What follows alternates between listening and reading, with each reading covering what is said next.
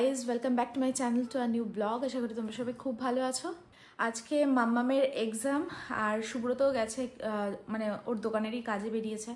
আর কালকে আমাদের একটা ঘটনা ঘটেছে, সেটা হচ্ছে আমাদের দোকানেরই একজন সেলসম্যান বয়স্ক, যাকে আমরা কাকা বলে সম্বোধন করে আসছি এতদিন ধরে। তো বয়স্ক মানুষ দোকানে ছিলেন এতদিন। কাল সকালে হঠাৎ করে খবর আসে যে তিনি মারা গেছেন। মানে এই খবরটা মানে কতটা যে প্যাথেটিক খবরটা মানে মেনে নেওয়াটা, মানে যে কোনো মৃত্যুর খবরই ভীষণ প্যাথেটিক। কিন্তু সেখানে যার সাথে সকাল বিকেল দুপুর অলওয়েজ অল টাইম, মানে দিনে 24টা ঘন্টার মধ্যে হয়তো 20 ঘন্টাই একসাথে কাটানো হয়, মানে কি তার কম হোক বা যাই হোক, মানে প্রত্যেকটা দিনই। তো সেখান থেকে যদি হঠাৎ করে খবর আসে যে একটা মানুষ আর নেই, মানে কতটা যে প্যাথেটিক সেই খবরটা। কালকে সারাটা দিন মানে ভীষণই মন খারাপ ছিল, ভীষণই মন খারাপ। মানে মন খারাপ কথাটা বলাটাও মানে খুবই কম বলা হবে। উনি না মোটামুটি অসুস্থ ছিলেন, মানে গলায় একটা 1 বছর কি 1.5 বছর আগে ওনার পক্স হয়েছিল। তো সেই থেকেই সূত্রপাত। এবার আমাদের সবারই হয়েছিল অ্যাকচুয়ালি। তো তখন ওনারও হয়েছিল, একজনের কমেছে একজনের হয়েছে, এরকমভাবে ওনারও হয়েছিল। তো আমরা তো মোটামুটি ডক্টর দেখিয়ে ভালো হয়ে গেছি। আর উনি হোমিওপ্যাথি ওষুধ খেয়েছিল সেই মুহূর্তে। তো আমরা বারবার বলেছিলাম যে হোমিওপ্যাথি ওষুধ খাবেন না কাকা, কারণ হোমিওপ্যাথি ওষুধের একটা মানে ব্যাপার আছে যে ওটা খেলে পরে আগে জিনিসটা বাড়িয়ে দেয়, আমি যতদূর জানি। তো এবার উনি তো বয়স্ক মানুষ, উনি হোমিওপ্যাথিতেই ভরসা করেছে, হোমিওপ্যাথি খেয়েছে। তা খাওয়ার পরে মানে প্রচুর পরিমাণে মানে হয়েছিল জিনিসটা। আর সেখান থেকেই একটা গলার ভেতরে হয়েছিল। এবার সারা গায়েরটা কমে গেলেও গলার ভেতরেরটা কমেনি, এবার সেটার থেকেই সূত্রপাত। তো মানে আস্তে আস্তে আস্তে আস্তে সেটা জিনিসটা বড় হয়। উনি ডক্টর দেখান, এবার ওনার ফ্যামিলি ডক্টর দেখান। এবার কি হয়েছিল না হয়েছিল পুরো ডিটেলস তো সবাইকে বলতে চায় না। তো যাই হোক, আমরাও সবসময় বলতাম যে ভালো ডাক্তার দেখানোর কথা, কিন্তু মনের শক্তিটা ছিল তার প্রচুর। মানে কালকের আগের দিন সুব্রত তো মার্কেটে গেছিলো। তোমরা ব্লগে দেখলে বুঝতেই পারবে, আমি বলেছি যে সুব্রত মার্কেটে গেছিলো। তো 2 বেলা আমি দোকানদারি করেছি, আমরা সবাই একসাথে দোকানদারি করেছি। ইভেন রাত্রেবেলায় দোকান বন্ধ করে ওনার যাবতীয় যা যা দায়িত্ব, মানে আমি অসুস্থ শরীরের, মানে খুব যে অসুস্থ বিছনায় পড়া এরকম তো নয়, মানে কাজ করেছে, বিকেলেও দোকানে এসেছে, প্রপারলি যতটুকু করার করেছে।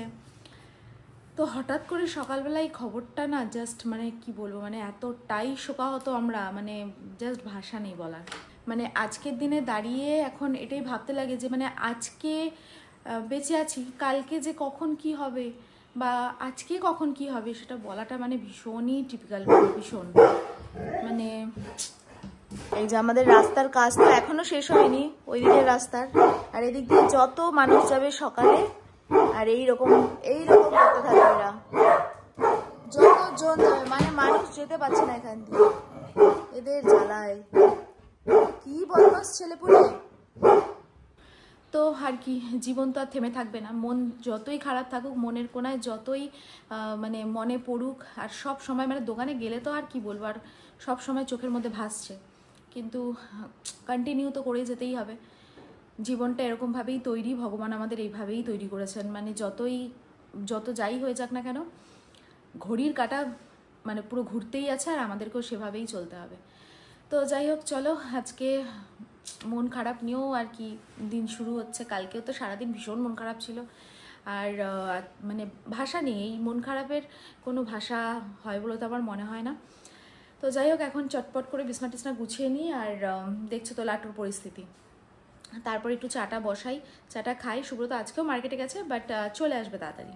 এদিকে কানাই আমাদের ইয়েটা নিয়ে এসছে, মাংসটা নিয়ে এসছে। বাবা, কথা বলার উপায় নেই, কত 200। সকাল সকাল বাজার চলে এসলো আজকে, বাজারে নালে যেতে হতো। কানাই নিয়ে আসলো চিকেন। আজকে হচ্ছে রুটি, আর রুটির সাথে আজকে টিফিন তো রয়েছে, কালকে মা করে রেখেছে, ওটা দিয়ে আজকে রুটিটা খাওয়া হবে। আর এখানে লাটু ছোটুর চিকেন, আর আমাদের চিকেনটা গেল কই, আমাদের চিকেন এখন ধোয়া হয়নি। আর সাথে হবে এই ডিমের বড়াটা দুপুরবেলা।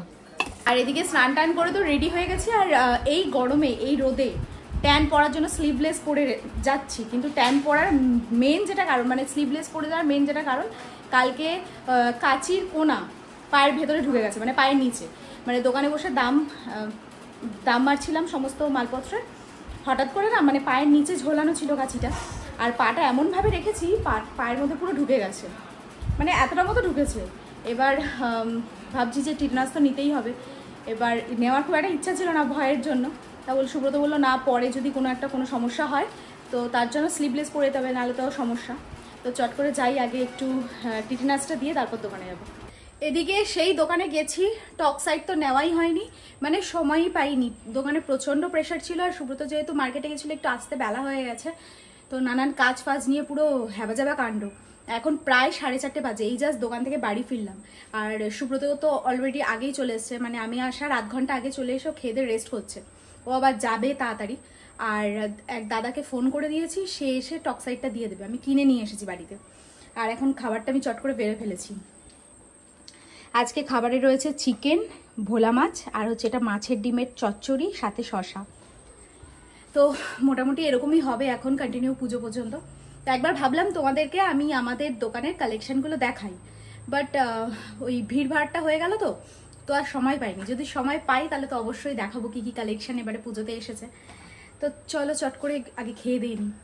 তো এদিকে বেজে গেছে প্রায় 6:30 মতো, আর ঘুমিয়েছি, মানে ঘুমাইনি, শুয়েছিলাম। আর মাঝে এসে আমাকে ওই দাদা টক্সাইডটা দিয়ে গেছে, বাঁ হাতে নিয়েছি, ডান হাতে নিইনি। তো যাই হোক, যেটা বলছিলাম আর কি, শুয়েই ছিলাম, মানে মনের ইচ্ছা ভগবান কিভাবে বোঝে, সত্যি মানে এটা আমাদের পক্ষে বোঝা সম্ভব না। কারণ এটা মানে এই কারণে বলছি, আজকে রাধাষ্টমী। এবার আমাদের বাড়িতে স্পেশালি রাধাষ্টমীর দিন সেরকম কিছু করা হয় না, মানে কোনোদিনও করা হয়নি। এদিকে রাধামাও নেই, তো সের জন্যে আর কিছু করা হয় না। এই জন্মাষ্টমী, তারপর একটু টুকটাক যা করা হয়। তো মনে মনে আজকে ভাবছিলাম যে রাধাষ্টমীর দিন যদি একটু প্রসাদ পেতাম বা নিজেও যদি কিছু বানিয়ে দিতে পারতাম তাহলে ভালো হতো, কিন্তু হয়ে উঠলো না। তো ঠিক ভগবান বুঝে গেছে।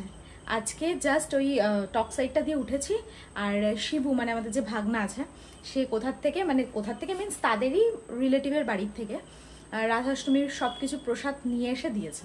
হচ্ছে আজকে রাধাষ্টমীর প্রসাদ, মানে যেটা পাওয়ার জন্য মনটা পুরো একদম ছটফট করছিল। এর মধ্যে আছে কি জানি, তালের বড়া, মালপোয়া, লুচি, পায়েস, সব কিছু, মানে সব এভরিথিং আছে এর মধ্যে। আর মানে আমি প্রসাদটা পেয়ে মানে কি বলবো, মনে মনে ভাবছিলাম, এবার ভাবতে ভাবতে দেখবে যে এই জিনিসটা ফট করে সামনে চলে আসে না, পুরো অবাক হয়ে যাওয়ার মতন পরিস্থিতি হয়। আমারও সেই অবস্থায় আজকে হয়েছে, মানে যে এত পরিমাণে ভগবান বুঝলো কি করে যে মানে আমার এতটাই মনটা চেয়েছিল। তো যাই হোক, মানে খুবই আনন্দিত আমি। আর প্রসাদটা একটু মুখেও দিলাম, সুব্রত দিতে পারিনি, সুব্রত অলরেডি চলে গেছে দোকানে। আর আমি এখন রেডি হব, রেডি হয়ে বেরোবো। তো এদিকে রেডি সেডি হয়ে গেছি, আর প্রায় এখন বেজে গেল 6:45। মানে বলেছি যে তাড়াতাড়ি আসবো, বাট বাড়ি এসে পড়লে একবার আর তাড়াতাড়ি হতে চায় না। তো যাই হোক, চলো একটু দোকানদারি করে আসি। তো এদিকে বাজে প্রায় 11টা, এই জাস্ট বাড়ি আসলাম। আর মানে বাড়ি আস্তে আস্তে মানে দেখছিলাম, এখন তার এদিক ওদিক ঘোরা হয় না সেরকম। তো ওই টুকটাক জিনিসপত্র নিতে একটা ছোটোখাটো পাড়ারই মুদি দোকান, তো সেই দোকানে যাই।